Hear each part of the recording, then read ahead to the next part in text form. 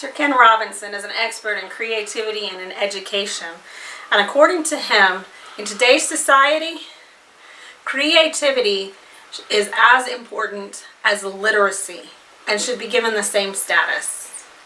Let me say that again. Creativity should be given the same status as literacy in our society today. For creativity, you need ideas. Sir Ken Robinson also tells a story about when his 4-year-old son played Joseph in a nativity pageant. The 3 little boys who played the wise men came out one at a time. The first one came out, sat down his gift, and said, "I bring you gold." The second one came out, set down his gift, and said, "I bring you myrrh." The third one came out and very confidently said, "Frank sent this." His point is that children are not afraid. They're not afraid to have ideas and go forward with them. They're not afraid to color the grass purple and the sky orange if they want to. Now you might think talking about creativity, we're talking about arts and crafts. That's not what I mean. What I mean is the ability to solve everyday problems with new solutions. When my son was small, he wouldn't eat a lot of things. And we tried everything. We punished him if he didn't finish his food. We bribed him to finish his food. We told him he couldn't have dessert if he didn't finish his food. Nothing worked. And then we decided to try something that we had never heard of before. We offered to have try days and not try days. And on the not try days, he didn't have to try anything new. He could just eat what he wanted. And then on the try days, he would try something new. And this idea worked, even though we had never heard of anybody doing this before. An idea is nothing more or less than new combinations of old elements. So putting things together in new ways and coming up with unique solutions to problems. But how do you get ideas? How do you go from one side of the screen to the other with an idea? Well, we have 5 steps. The first step is research. You can't put things together that aren't there in your head. So read a book. Take a class. Eat crawfish. That was one of the things that I did when I first was introduced to these steps in a class. I went to Kroger, I bought a pound of crawfish, and I learned how to eat it. It was a new experience that I had in my life that broadened my horizons. Always, always, always keep learning. The more things that you have inside your head, the more raw material you have to come up with new ideas.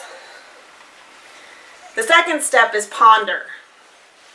Now, ponder isn't just thinking about it, but thinking deeply about the things that you've learned, trying to connect them in new ways. Okay? You may want to make lists. Think out loud. Brainstorm. All these tools help get our ideas jumbled up together, trying to make new connections. Go to a creative space. I read once that Mike Myers does all his writing in the bathtub. Now, I'm not a big Mike Myers fan, but I thought that was a creative genius. There's no place better to ponder than sitting in the bathtub. Or maybe you like to take a walk. Or maybe you have a nice quiet room you can sit in. But give yourself a time limit. Stay in your creative space for a while, then come out ready to face the problems. The third step is relax. Just take a deep breath, walk away from the problem, focus on something else, and all of a sudden, idea. And come up with more than one idea. The man who wrote these steps also gives seminars all over the country. And he said in doing seminars on getting ideas, he would give the students an assignment. He would ask them to come up with an idea for a billboard for a Swiss Army knife. And he would give them overnight to do it. Invariably, one or more students came back and were not able to come up with an idea for a billboard for a Swiss Army knife. So he changed the assignment. He started asking the students to come up with not one idea, but 3 ideas for a billboard, for billboards for Swiss Army knives. And instead of giving them overnight, he gave them over lunch. Well, it worked. Every single student came back after lunch with 3 ideas for Swiss Army knife billboards. Some of them had as many as 10 or 20 ideas. Sometimes we get so focused on that one perfect idea that we discount all the other ideas that we have that could actually work to solve the problems. Number 5 is implement. This is the face of a little boy, and this is how you should feel if you have a great idea that you don't implement. Okay? Let's practice.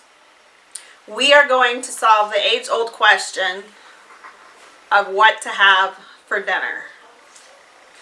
So to start off with, we're going to do some research.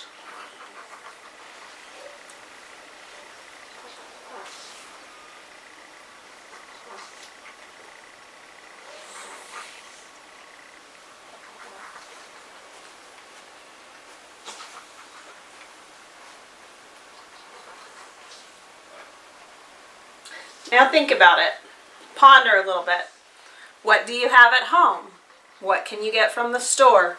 What do you know how to make? Or is there someplace you want to go out to eat?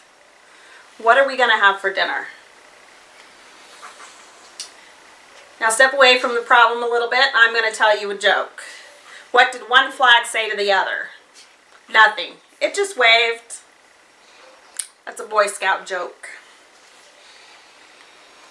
Now, write down 3 ideas of what to have for dinner.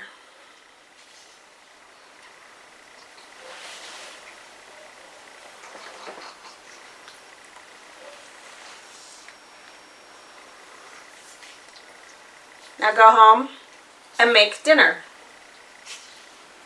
And don't forget to go out and get more ideas.